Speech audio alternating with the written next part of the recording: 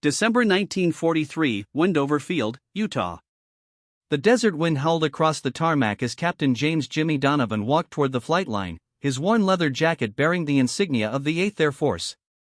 The sun was setting behind the mountains, casting long shadows across rows of gleaming B-17 Flying Fortresses and P-51 Mustangs, the pride of American air power.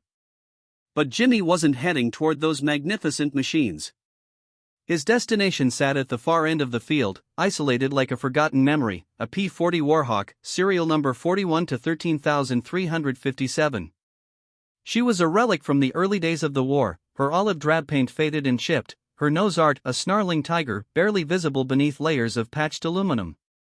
While other pilots flew state-of-the-art aircraft, Jimmy had inherited this aging fighter from a transfer pilot who'd called her a flying coffin with propellers. Still babysitting that museum piece, Donovan? Lieutenant Marcus Webb's voice cut through the wind. He stood beside his pristine P-51D, a cocky grin on his face. Webb was everything the brass loved, Harvard-educated, sharp as a tack, and from a wealthy Connecticut family with connections all the way to Washington. Jimmy didn't turn around. She flies, Webb. That's all that matters. Barely. Webb laughed, joined by two other pilots, Lieutenant Tommy Ferraro and Captain Bill Hutchins. I heard she can't even break 350 miles per hour anymore. My grandma's Buick could outrun that thing. Ferraro snorted.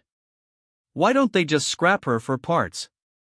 We've got better crates in the boneyard. Jimmy's jaw tightened, but he kept walking. He'd heard it all before, the jokes, the whispers, the not-so-subtle suggestions that he requested transfer to a newer aircraft. But there was something about this plane, something the others couldn't see.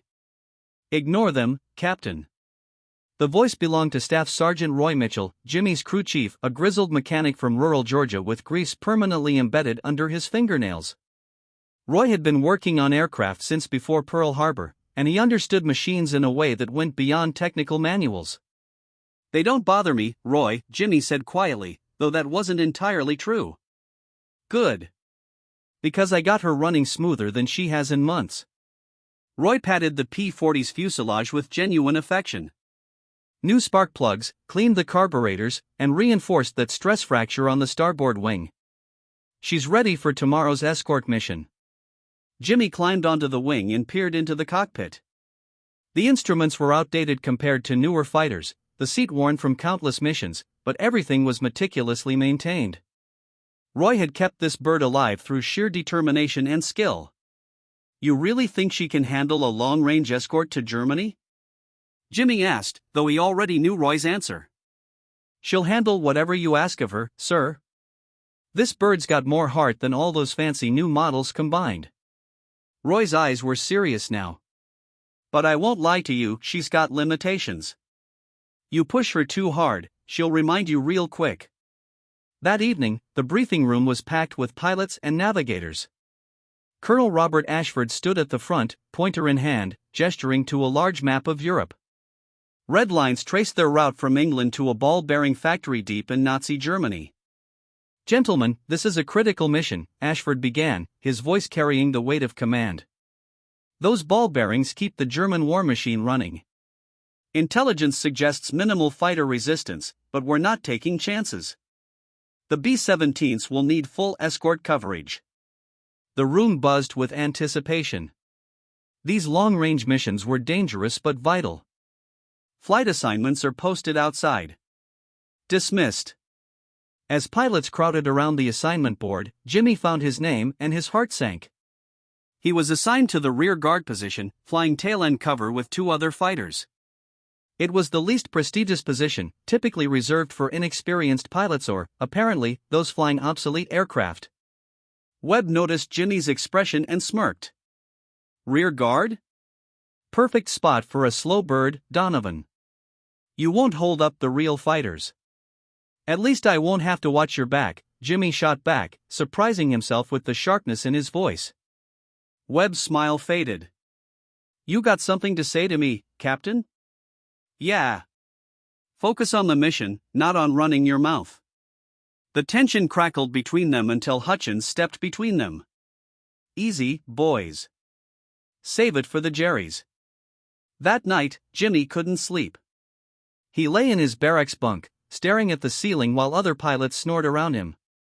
Tomorrow would be his 18th mission, enough to be considered a veteran, but not enough to shake the feeling that he had something to prove. Not just to Webb or the other pilots. To himself. He thought about his father, a mechanic in Detroit who'd worked on Ford Model Ts and taught Jimmy that every machine had a soul, you just had to listen to it. His father had died 2 months before Pearl Harbor, never seeing his son become a pilot. "I'll make you proud, Pop," Jimmy whispered into the darkness. The next morning arrived with brutal efficiency. At 0500 hours, the pilots gathered on the frozen runway, their breath visible in the December air. Engines roared to life one by one, the cacophony of American power preparing for war. Jimmy settled into his P-40's cockpit, running through his pre-flight checklist with practiced precision. The engine coughed, sputtered, then caught with a reassuring rumble. Through his canopy, he could see Roy giving him a thumbs up. "Tower, this is Warhawk 357, ready for takeoff," Jimmy radioed. "Roger, 357. "You're cleared." "Give 'em hell, Captain." As his wheels left the ground, Jimmy felt the familiar surge of freedom that only flight could provide.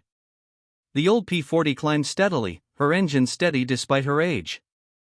Below, Wendover Field shrank into a collection of tiny buildings surrounded by endless desert.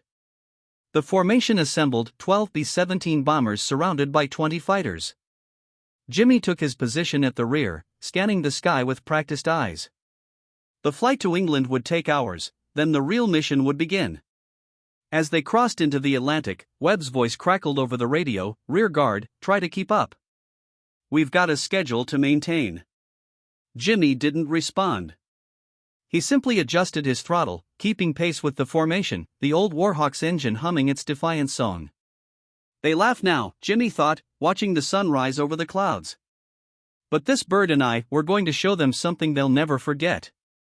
December 1943, over the English Channel. The crossing had been uneventful, but as the formation descended toward RAF Bassingbourn in Cambridgeshire, England, the weather turned hostile. Thick clouds rolled in from the North Sea, and icy rain pelted the windscreens. Jimmy gripped the stick tighter, fighting the turbulence that threatened to shake his P-40 apart. "All aircraft, this is Tower. Visibility is poor. Follow your lead planes in," the British controller's voice crackled through the radio. One by one, the bombers and fighters touched down on the wet runway. Jimmy brought his Warhawk in smoothly, the tires squealing against the slick concrete. As he taxied to the dispersal area, he noticed ground crews staring at his aircraft with expressions that ranged from curiosity to pity. "Is that a P-40?" a young British mechanic asked Roy, who had flown in earlier on a transport. "She is. And she's tougher than she looks," Roy replied defensively. The briefing that evening was sobering. Major General Howard Patterson stood before the assembled crews, his face grave. Behind him, reconnaissance photographs showed the target, the Schweinfurt ball-bearing factories, deep in Bavaria. "Gentlemen, intelligence was wrong," Patterson began, and the room fell silent. "We've received updated reports. The Luftwaffe has repositioned 3 fighter wings to defend this target. Expect heavy resistance, Bf-109s, FW-190s, possibly the new Ta-152s." Murmurs rippled through the crowd. This wasn't going to be a milk run. "Our bomber groups will face the worst of it," Patterson continued. "Your job as fighter escorts is to keep them alive long enough to drop their payload. Stick to your assignments, maintain formation discipline, and watch each other's backs. That's all." As the pilots filed out, Webb cornered Jimmy near the door. His earlier smugness was replaced with something resembling concern. "Donovan, listen. I know we've had our differences, but tomorrow's going to be rough. That P-40 of yours, she's not built for this kind of fight. The 109s will eat you alive." Jimmy studied Webb's face, searching for mockery but finding none. "I appreciate the concern, Marcus. But I'll manage. It's not just about you," Webb pressed. "If you go down, that's one less fighter protecting the bombers. Maybe you should talk to the colonel about." "About what? Sitting this one out?" Jimmy's voice hardened. I'm flying tomorrow. End of discussion. Webb raised his hands in surrender. Your funeral, pal. That night, Jimmy found Roy in the hangar, working by lamplight on the P-40's engine. Tools lay scattered across a workbench, and the smell of aviation fuel hung heavy in the cold air. Can't sleep either? Jimmy asked. Roy looked up, his weathered face lined with exhaustion. Just making sure everything's perfect. Checked the oil pressure 3 times, tested every ignition lead, even replaced the oxygen regulator as a precaution. Roy, she's ready. You've done everything humanly possible. The old mechanic set down his wrench and met Jimmy's eyes. Captain, I'm going to be straight with you. That engine's got maybe 200 more flight hours before it needs a complete overhaul. The airframe's stressed in ways the manual never accounted for. And tomorrow, you're going up against the best fighter pilots the Germans have. So you're saying I should stand down? No, sir. Roy's expression softened. I'm saying that when things get tight up there, and they will, this bird will give you everything she's got. But you need to trust her. Don't try to make her something she's not. The P-40 was never meant to dogfight at high altitude with 109s. She's a low-altitude fighter, built for speed and diving attacks. Jimmy nodded slowly. Hit fast, hit hard, and get out. Exactly. Use her strengths, not her weaknesses. December 14, 1943, 0630 hours, RAF Bassingbourn. Dawn broke cold and gray. Frost covered the wings of the assembled aircraft as crews performed final checks. Jimmy stood before his P-40, running his hand along her battered fuselage. Someone had stenciled 17 small bombs beneath the cockpit, one for each mission he'd survived. Today makes 18, he whispered. Donovan. Colonel Ashford approached, clipboard in hand. Last-minute change. We're reassigning you to the close escort position on the southern flank. Lieutenant Morrison's P-51 developed hydraulic problems, he's grounded. Jimmy's pulse quickened. Close escort meant flying directly alongside the bombers, right in the heart of the formation where enemy fighters would concentrate their attacks. Understood, sir. Ashford hesitated. I know what you're thinking, Captain. Your aircraft is unconventional for this role. But you're one of my most reliable pilots. Don't make me regret this decision. I won't, sir. At 0700 hours, the first B-17 lumbered down the runway, followed by another, then another. The sky filled with the thunder of Wright Cyclone engines. Jimmy started his P-40, feeling the familiar vibration through the stick. He glanced at the photograph tucked into his instrument panel, his father, standing proudly beside a Model T, grease on his hands and a smile on his face. Here we go, Pop. The formation climbed through the clouds, breaking into brilliant sunshine at 15,000 feet. Jimmy settled into position off the starboard wing of a B-17 named Memphis Belle II. Through the bomber's waist gun window, he could see a young gunner waving at him. Jimmy waved back. All fighters, this is lead. We cross into German airspace in 20 minutes. Stay sharp. The channel disappeared beneath them, replaced by the patchwork fields of occupied France. Flak batteries opened up, filling the sky with black puffs of exploding shells. The formation maintained course, engines droning steadily eastward. Then the radio erupted. Bandits. 11 o'clock high. Count 15, no, 20 contacts. Jimmy's head snapped up. There, diving out of the sun like birds of prey, came a squadron of Messerschmitt Bf-109s, their angular shapes unmistakable. Their noses flashed as cannons opened fire. Break right. Break right. Webb's voice screamed over the radio. The formation scattered. A P-51 exploded in a ball of fire, its pilot never having a chance to eject. Another fighter spiraled downward, trailing smoke. Jimmy yanked his stick, diving beneath the bombers as a 109 flashed past, so close he could see the pilot's face. Tracer rounds stitched the air where he'd been seconds before. Rear guard, we need support, a desperate voice called. But Jimmy was already committed.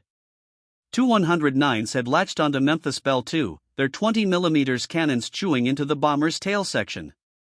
The young gunner Jimmy had waved it moments before was firing back, but the B-17 was taking terrible punishment. Low-altitude fighter, Roy's words echoed in his mind. Hit fast, hit hard, and get out. Jimmy pushed the throttle forward, diving below the bombers, picking up speed. The P-40 screamed downward, the airframe shuddering. His airspeed indicator climbed 300, 320, 350 miles per hour. The altimeter unwound rapidly. Then he pulled up hard, coming up beneath the trailing 109 like a shark rising from dark water. His fingers squeezed the trigger.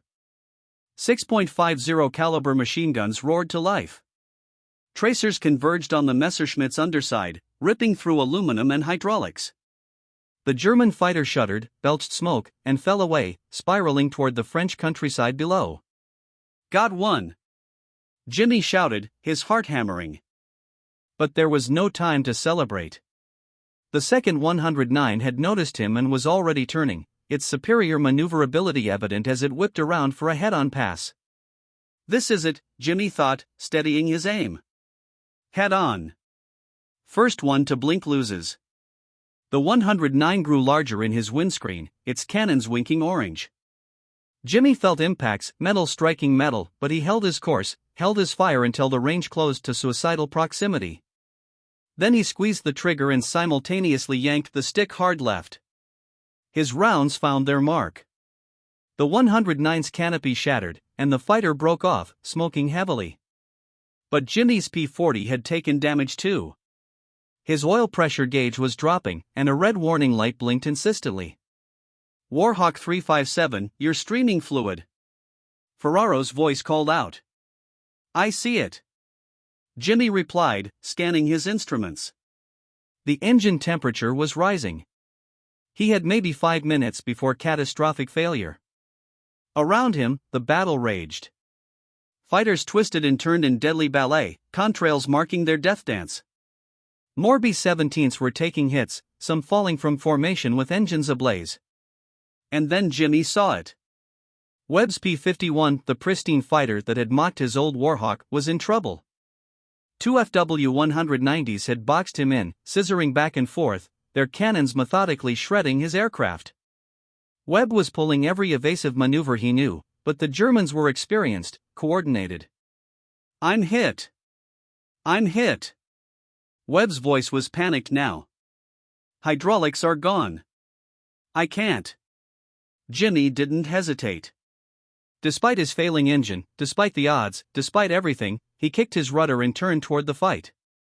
"Hang on, Webb. I'm coming." December 14, 1943, 1,145 hours, 18,000 feet over Bavaria. The oil pressure gauge in Jimmy's P-40 was nearly in the red. Black smoke streamed from beneath his cowling, leaving a dark trail across the winter sky. Every instinct screamed at him to break off, to nurse his dying bird toward friendly territory while he still had power. But Marcus Webb was 30 seconds from death. The two FW-190s had positioned themselves perfectly, one high, one low, executing a classic German tactic called the sandwich. Webb's P-51 was trapped between them, unable to climb without exposing his belly, unable to dive without presenting his back. His aircraft was already streaming coolant, white vapor mixing with the black smoke of burning oil. "Anyone? I need help now." Webb's voice cracked with desperation. Jimmy checked his altitude, 18,000 feet. Too high for the P-40 to maneuver effectively. The air was thin up here, robbing his engine of power, making his controls sluggish. The FW-190s were in their element. But he had one advantage, they hadn't seen him yet. "Roy, if you're watching from somewhere," Jimmy muttered, "this better work." He pushed the nose down hard, cutting throttle, letting gravity do the work his damaged engine couldn't. The P-40 dropped like a stone, accelerating rapidly. The airframe groaned in protest, this was beyond her design limits, stressed metal pushed to the breaking point. 15,000 feet. The altimeter unwound frantically. 12,000 feet. The engine temperature gauge hit the red line. 10,000 feet. His airspeed indicator read 420 miles per hour, faster than the P-40 was ever meant to fly. At 8,000 feet, Jimmy pulled out of the dive, coming up behind and below the lower FW-190. The German pilot never saw him coming. Jimmy's .50 calibers roared. The range was close, too close. Spent brass casings ejected from his wings, glittering in the sunlight. His tracers walked up the FW-190's fuselage, stitching a deadly pattern from tail to cockpit. The German fighter simply disintegrated, pieces of wing and fuselage spinning away as it tumbled earthward. What the second FW-190 pilot broke off his attack on Webb, trying to locate this new threat. Webb! Break left now! Jimmy shouted. To his credit, Webb didn't hesitate. His damaged P-51 rolled hard left, clearing Jimmy's line of fire. The second FW-190, caught off guard by the sudden maneuver, overshot and exposed his underside. Jimmy's guns hammered again. This time, his rounds found the fuel tank. The FW-190 exploded in a brilliant orange fireball, the shockwave rocking Jimmy's already battered aircraft. Jesus Christ, Donovan! Webb's voice was shaking. How did you? That was impossible. But there was no time for celebration. Jimmy's engine chose that moment to make a sound no pilot ever wants to hear, a grinding, metal-on-metal screech followed by a violent shudder. His propeller stuttered, coughed, and the engine seized completely. Sudden, absolute silence. No engine roar. No vibration. Just the whistle of wind over his wings and the pounding of his own heart. 357, your engine's dead. Ferraro called out. You're gliding. Jimmy was already running calculations.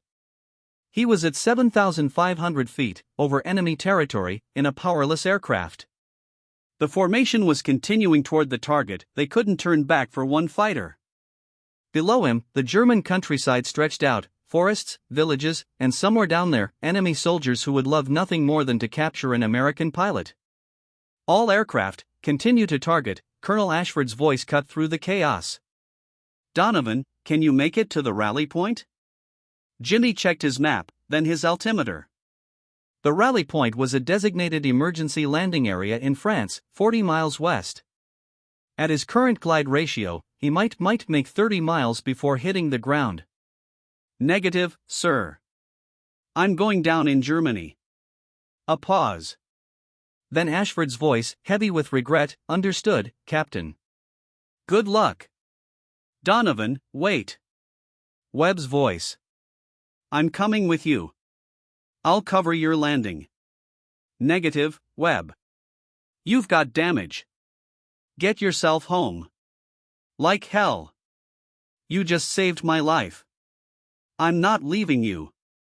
Jimmy felt something catch in his throat. Webb. Shut up and glide, Donovan. I've got your six.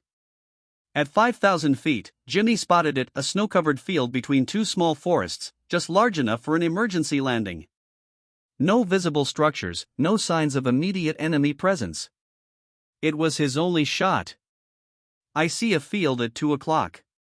I'm going in. Roger that. I'll make a low pass, scare off any krauts in the area, Webb replied. Webb's damaged P-51 screamed past, just 50 feet off the deck, its engine roaring defiance. If any German soldiers were nearby, they'd think twice about approaching. Jimmy lined up on the field, lowering his landing gear manually, the hydraulics were shot.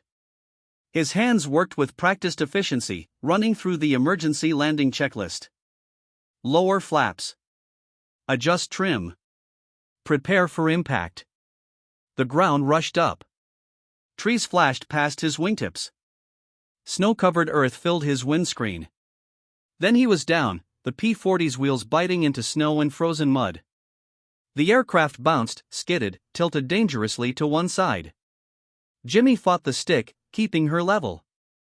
The tail came down, and finally, mercifully, they slid to a stop. Silence. Jimmy sat in the cockpit, breathing hard, his hands trembling on the controls. He was down. He was alive. And against all odds, so was his plane. Donovan. You okay? Webb's voice crackled in his headset. I'm down. I'm intact. Listen, I'm low on fuel, but there's a ridge about a mile north of your position.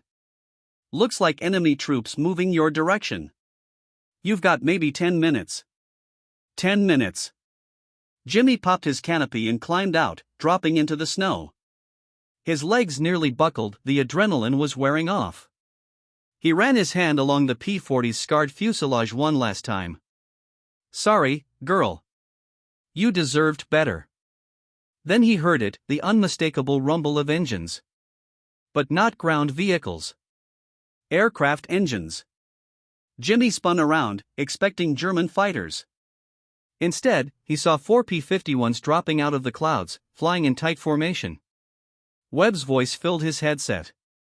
Donovan, change of plans.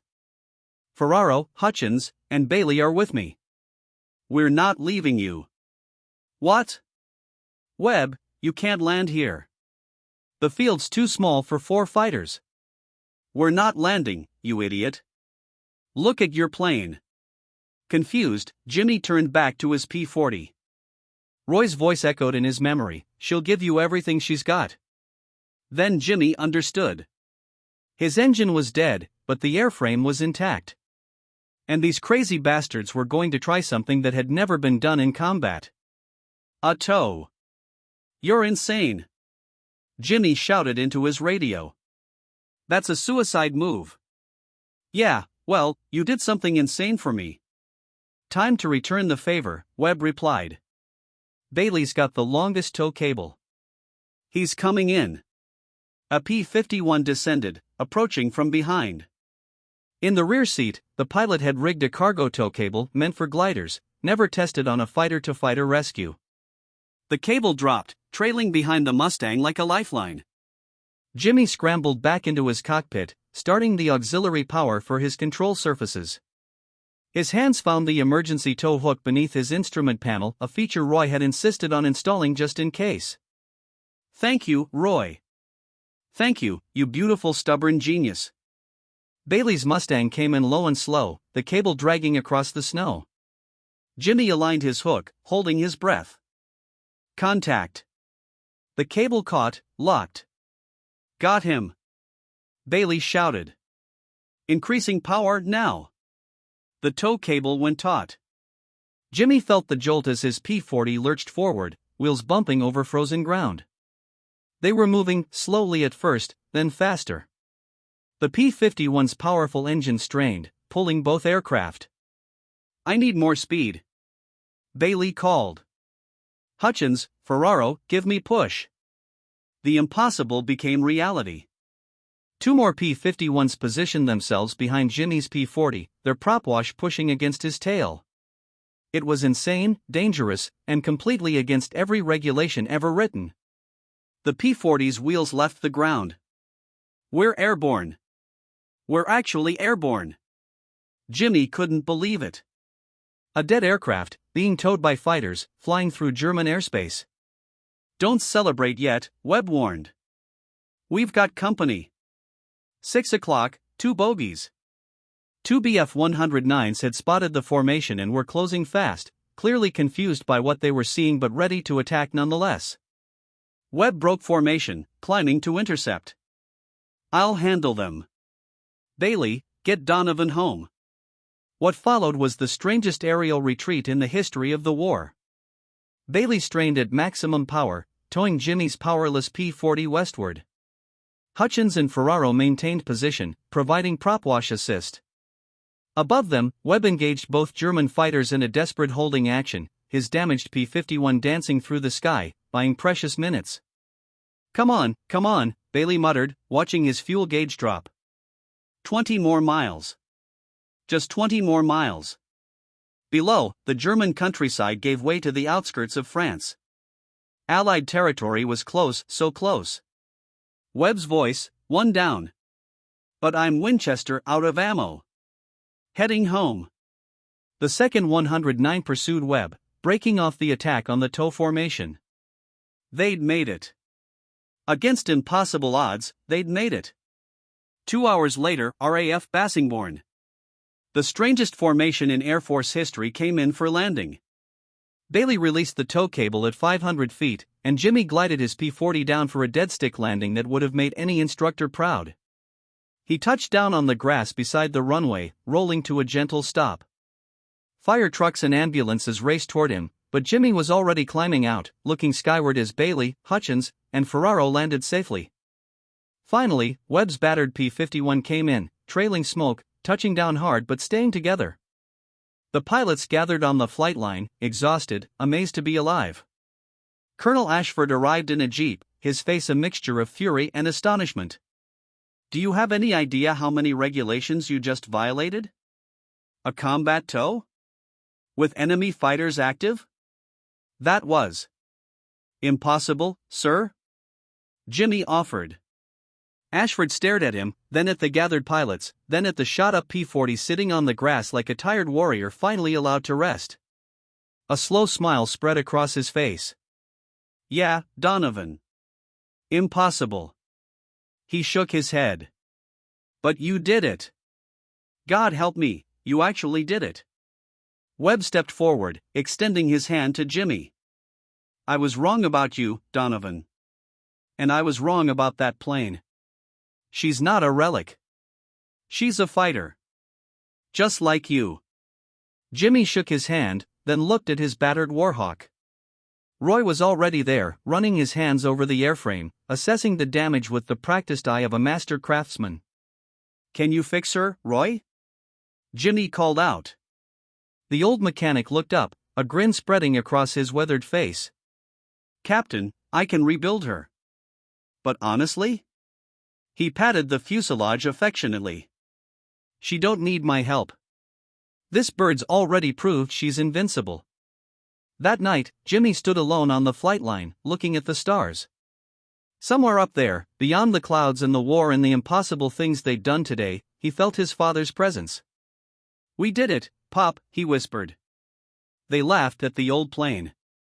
But we showed them. We showed them all.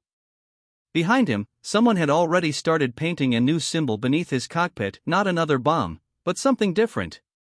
Something special. A small airplane, being towed by 4 others. The impossible made real.